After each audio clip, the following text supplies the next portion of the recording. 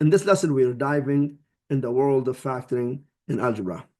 We will start with the greatest common factor, then explore the difference of squares, and learn to factor trinomials, and finally, tackling complex trinomials. So here, we're going to start with the GCF, or the greatest common factor. As the greatest common factor here, we look at the two numbers 3 and 6. We know 3 goes into both 6 and 3, so 3 is the greatest common factor. X squared and x cubed.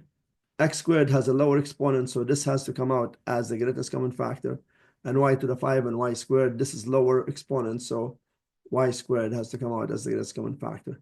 Now you open set of brackets, and to find out what you're going to write here, just take each term here divided by the greatest common factor.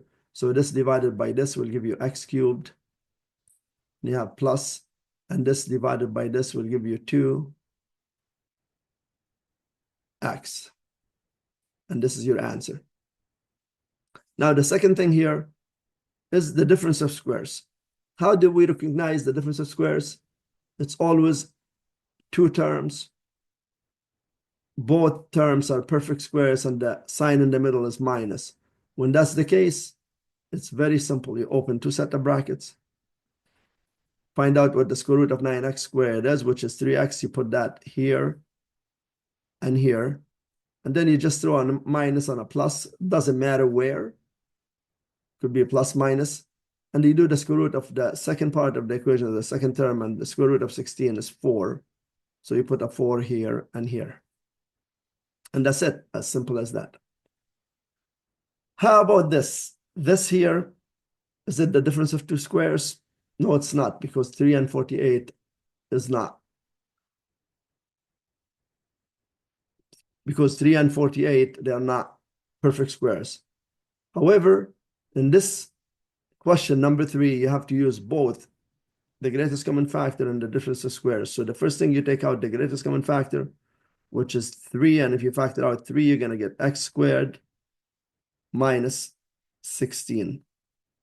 And now, this is a difference of squares. So you open two set of brackets here. Put an x in each, because the square root of x squared is x. Then a plus and a minus. Square root of 16 is 4. You put that here, and that's finished. Now, how about here? So here, basically, you open two set of brackets. And you throw an x in each one. Now you're looking for two numbers that multiply to the constant. So two numbers multiply to give you a negative 10. And add to give you negative 3. The two numbers that do that for you is negative 5 times 2. That will give you negative 10. And negative 5 plus 2 will give you negative 3. And that's basically what you throw in here is minus 5 and plus 2. How about here? Here, it's factoring trinomials, and then the difference, the greatest common factor. Because the greatest common factor from here, I could see right away, it's 2. And then what I'm going to get in the brackets is x squared plus 1x, and we don't have to write the 1, minus 6. Now you carry the 2, and then open two set of brackets, put an x in each. And now, looking for two numbers that multiply to give you negative 6 and add to give you positive 1. So multiply to give you negative 6 and add to give me positive 1. It's plus 3 minus 2. That multiplies to give you negative 6 and add to give you positive 1. How about here? So now this is what we call a complex trinomial. Why? Because we have a leading coefficient that we cannot factor out. So now what do? There are different methods that you use. There's the box method. There's the decomposition. But me personally, I prefer to do this using this method that I'm going to show you. So what I do, I take the 3 and multiply it into the negative 6, okay? So when I do that, I'm going to get x squared minus 7x minus 18. Now I factor this the same way that I did in here. So I open two set of brackets, put an x in each, and then what multiplies to give you negative 18 and adds to give you negative 7, it's negative 9 plus 2. But is this the answer? Of course not. because if you FOIL this, x times x, you're going to get x squared and not 3x squared, and you multiply -9 times 2, it gives you -18 and doesn't give you -6 because it's supposed to give me the original equation. So why did we do this? This is like a cheating way of solving this really fast, okay? But once you get this two products right here, or the factoring of this, you have to go back to this 3 here and divide each number here by the 3. So that will give you x minus 3.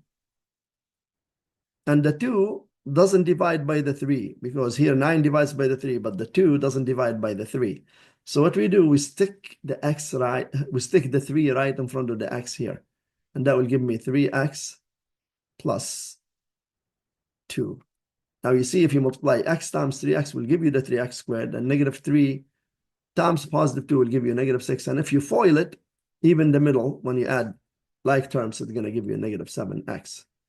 And this is basically factoring in a nutshell, covering the major part of factoring that you run into all the time when you're doing math from grade 9 all the way to first year university. You're going to be using these tools all the time. So great job making it to the end. By now, you've learned how to factor using the GCF, the difference of squares, and how to break down both simple and complex trinomials. Factoring is a powerful tool in algebra. The more that you practice, the easier it gets. Thanks for watching and keep practicing. See you next time.